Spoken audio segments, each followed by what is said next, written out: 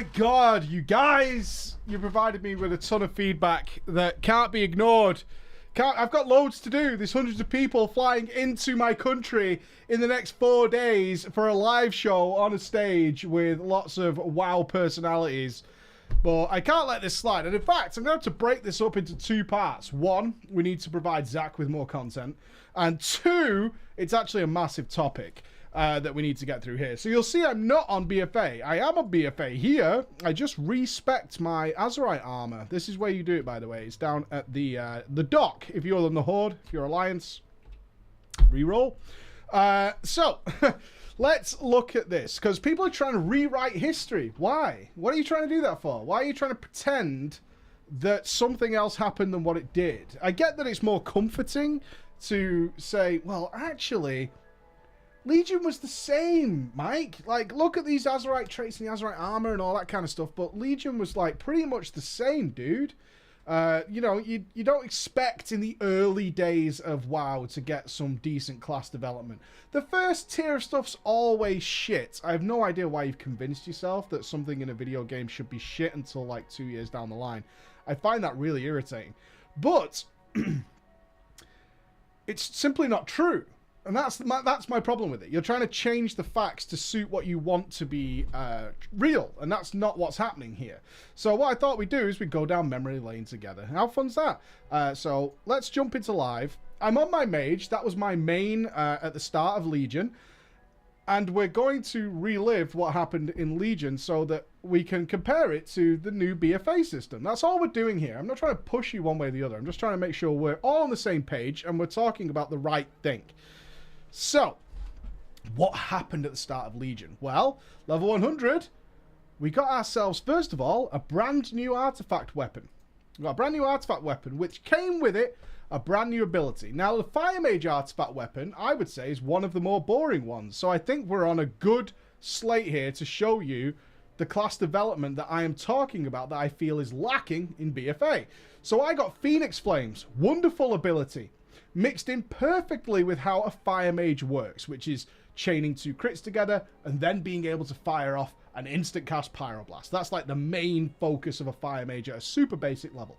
So I got this new spell immediately as the expansion started. No new talent, didn't matter. Got this brand new spell, 3 charges on it, instant cast, looks cool, it's a fucking Phoenix. And it went off and it did its thing and it guaranteed to crit, and then I could mix that into my combustion with a big DPS cooldown.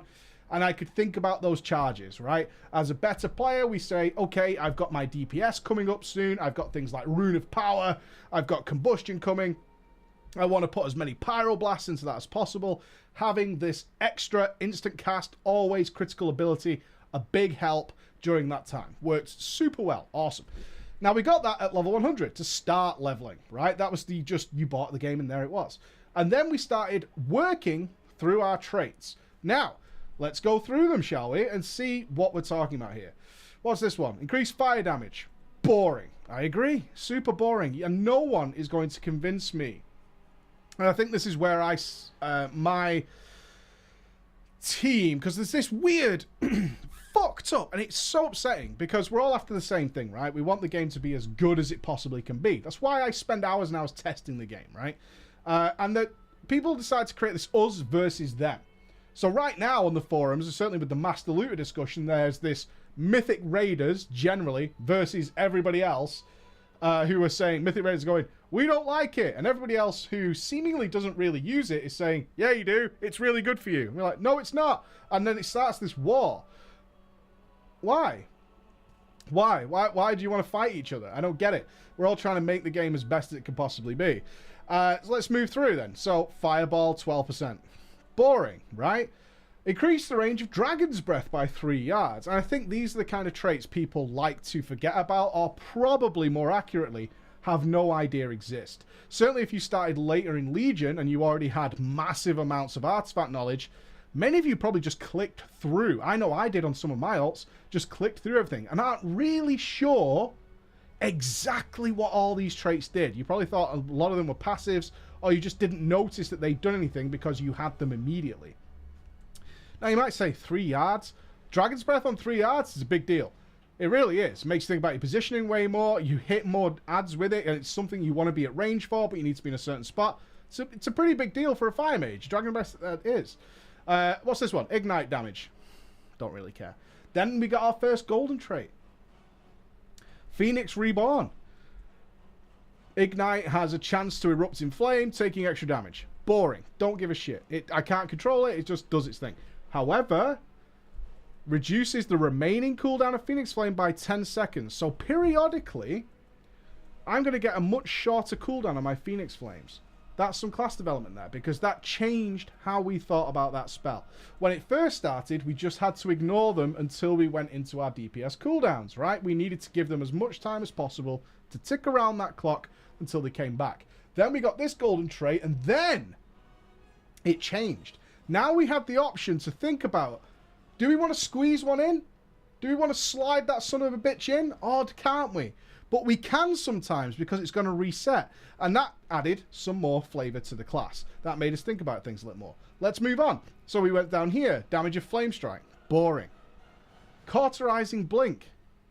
Activating Blink heals you for 20%. Holy shit, my mage now has a heal. This changed the mage for me. Again, changed the mage for me. What this meant is I was far more effective when soloing content, because now I could actually heal myself up in combat. Not only that, if you've ever watched me stream and we're doing something reasonably difficult and the healer may be falling behind, you'll see me turn to a wall and blink into it. And I'm just activating the heal. I don't want Blink to just travel anymore. That's not what it's for. It's got two uses. Now I can use it in combat while fighting as an actual self-heal. Changed everything. It's one of the saddest things I'm seeing go in BFA. Because BFA has a Nazarite trait that's like it, but considerably worse. Considerably worse. Cauterizing Blink really was a big step up for me in playing my mage in a number of scenarios. And it made me think, and again, this is class development, made me think about my Blink ability in two different ways. Do I want it to move, or do I actually want it for the heal? Do I want it to do both? Gave me all these options. Scorched Earth. Casting Scorch granted me 5% movement speed, stacking up to 5 times. 25% movement speed. Serious advantage, is certainly in decent quality content where you might have to move a hell of a lot. And this synergizes really well with a legendary we'll talk about later. So this was another great advancement. Something my bare bones skeleton that we keep talking about, right? These skeletal layouts of classes that are just a class, some basic spells, and a talent system. This is all stuff that was being layered on top as extra options. Are they a damage increase? Not really, not directly. Are they something that's just, I do bazillionty extra damage to this thing? Are they doing something crazy to my gameplay? No. But what they are is another development, another feature of my class that I added in as I was progressing through leveling in Legion, and even maybe after hitting 110, these were things I was picking up later, and they allowed me to do some really cool things that my bare bones skeleton class and my talents can't provide. Moving on then. Damage dealt by Pyroblast. Fucking who cares? Fireballs, cast time, whatever. Fire Blast deals additional damage. Who cares? Critical damage. Who cares? It's just the numbers gone bigger. It's the same thing. Flame Strike calls down an additional pillar of fire each time it's cast. This was a reasonable deal for the fire mages, because at that point Flame Strike was kind of wussy. We'd focused heavily into like Pyroblast and things like that, but this made us think a little bit more about Flame Strike. Should we use it? Which it changed how we thought about it and throwed it back in. And again, spiced up the gameplay, because previously we were kind of ignoring it in a lot of scenarios. Brought it back into the fold. Now our class has developed that little bit more. Now I'm going to ignore this stuff, because this comes later. That's not the point. We're talking about the first tier of Legion.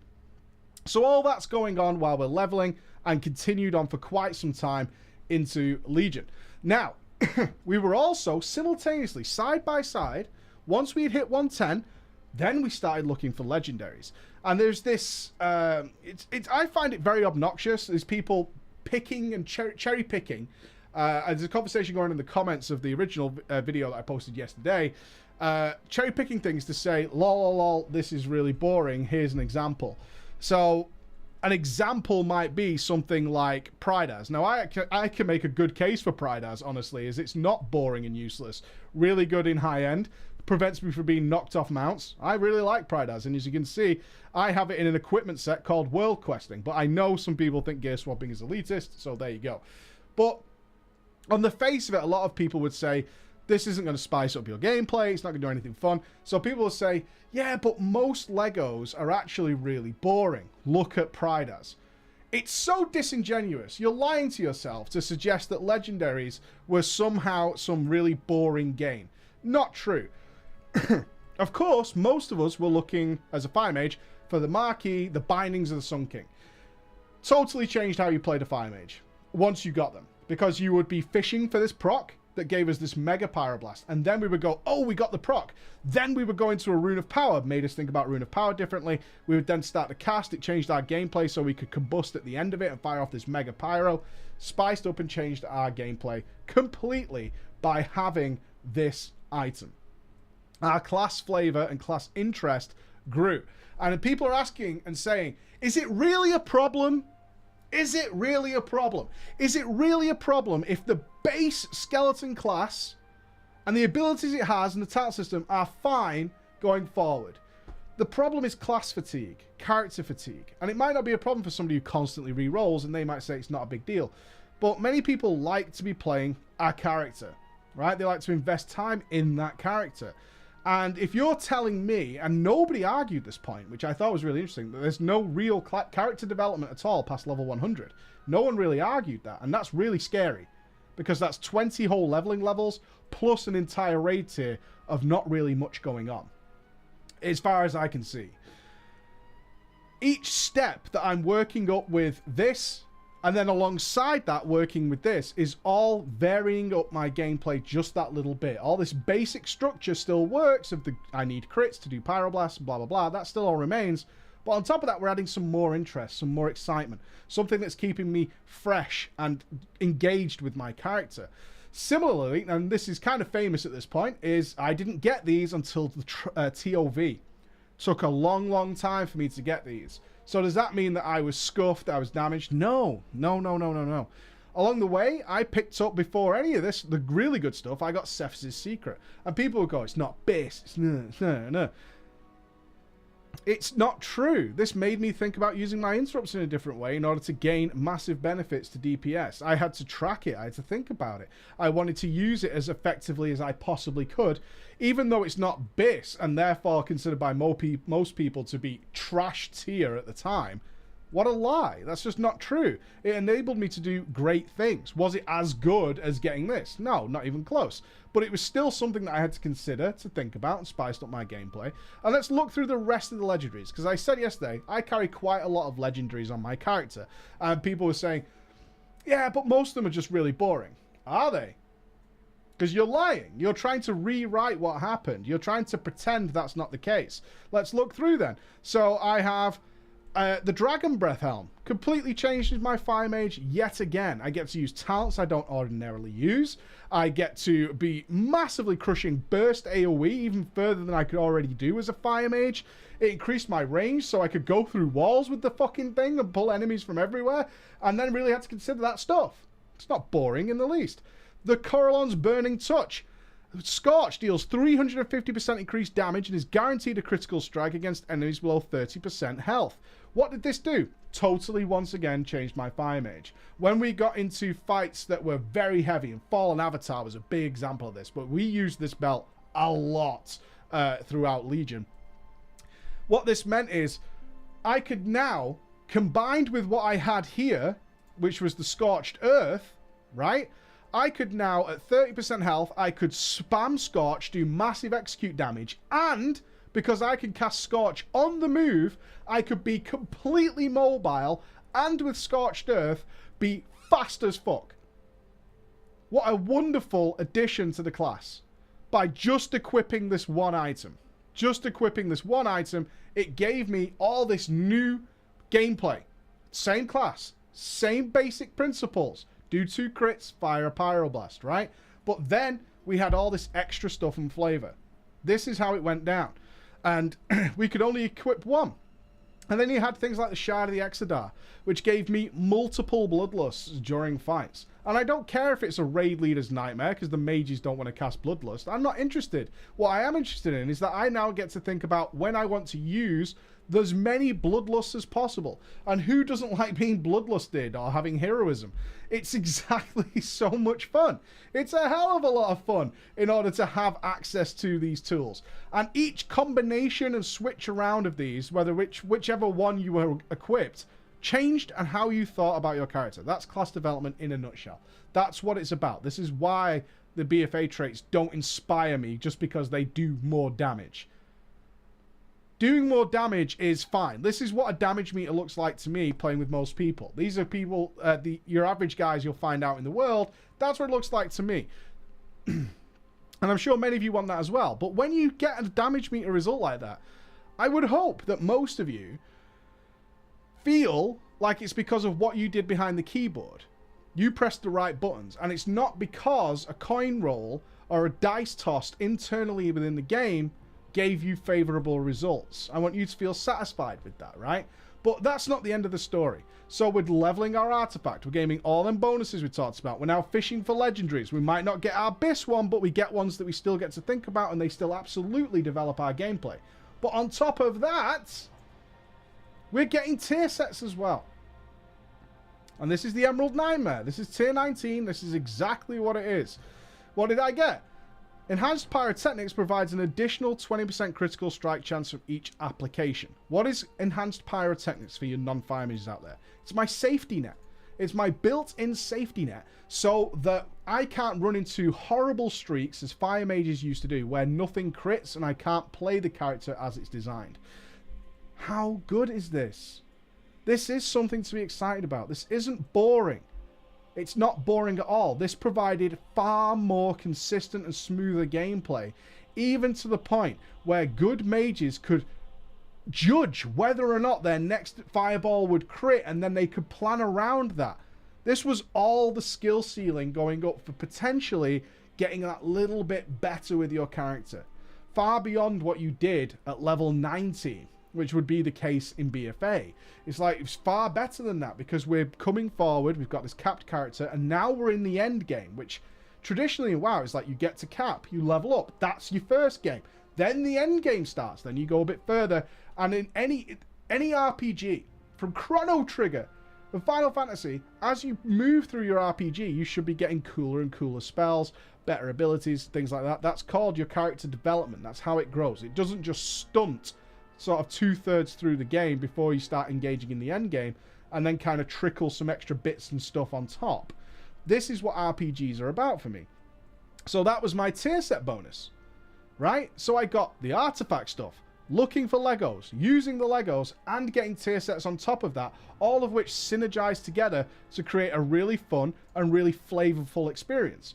Our 4-piece for fire was Hot Streak, has a 10% chance to also grant you 20% haste for 10 seconds. A decent enough bonus. I have no issue with a little bit of randomness. And I think this is where people get mixed up. Like, do you want everything to be super predictable? No. But that randomness should not be the only way to go, which is what it feels like now. It's like the bare bones of the character, and then there's a lot of randomness thrown in on top, which you have no control of, no predictability. I want to know that in nearly every occasion, if I need to do the best damage that my character that I've prepared, my armor, and I've sorted it out and I've worked out this is the best, if I've invested that and I need it to do its best possible damage right now, because that's going to get us through something, make everything work, and do what it's supposed to do, I want that to be at my command. If it's capable of doing something really cool, sometimes, with some randomness, fine, that's cool. We call that a moment of glory on this channel. When your character does something really awesome and it makes you like, I want to play a fire mage, because sometimes it'll do this crazy thing. It's not going to happen all the time. It really won't, but if it can do it, that's awesome. And we've had that historically on nearly every character throughout WoW, up until like Legion, where they took it away. They stopped people doing that for balance purposes, and then they added just more randomness into what your character was capable of. And that's what I don't like. I just generally believe that most of your character's potential should be down to the choices you make as the player holding the fucking keyboard and the mouse. I don't think that's too weird. So That was the 3 things, right? That was the start. That's the accurate representation of the start of Legion.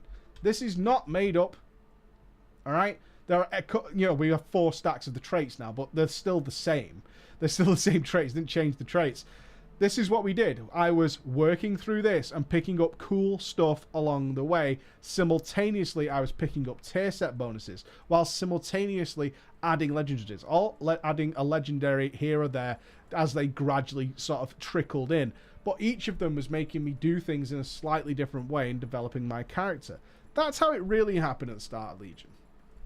If you're going to say, if we jump back over to Battle for Azeroth, let's compare. So at the start of Battle for Azeroth, once I log in at 110, I won't get anything besides this. This is what I will get. That's it. That's what your first quest is. When I go into a dungeon at some point, I will pick up the normal mode version of my first piece of Azerite armor. And eventually I'll have 3 of them. And from there, I will pick certain traits along the way. And the traits are, and I think this is completely fair. These traits, even if you stack them up, and we're going to look closer at potential, because a lot of you are like, potentially it's really good. We will look closer at that in tomorrow's video, because it's a totally separate video. They're not in the same ballpark as what I just showed you in Legion. They're not in the same ballpark.